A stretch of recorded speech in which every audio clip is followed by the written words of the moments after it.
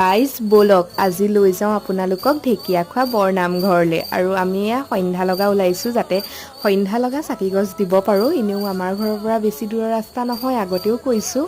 আৰু সেয়া চাকি কিনি ল'লোঁ ধুনীয়াকৈ আৰু আমি চাকিও জ্বলাই ল'লোঁ। আমি যাওঁতে মানুহ বহুত বেছিয়ে কম আছিলে, সেইটো কাৰণে ধুনীয়াকৈ চাকি জ্বলাবও পাৰিলোঁ আৰু সেৱা কৰিবও পাৰিলোঁ। প্ৰত্যেক বছৰে ঢেকীয়াখোৱা মইনাপৰীয়া অহায়ে হয়, যিহেতু ঘৰৰ ওচৰতে।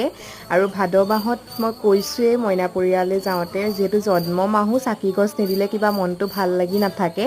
আৰু জন্ম মাহত চাকি গছ দিবলৈ পালে কিবা এটা মনটো ভাল লাগে আৰু আহিও ভাল লাগে। আৰু সকলোবোৰ আহে, ইমান ভক্ত সমাগম হয়, বহুত দূৰণিৰ পৰা আহে, দেখি ভালেই লাগে সকলোকে।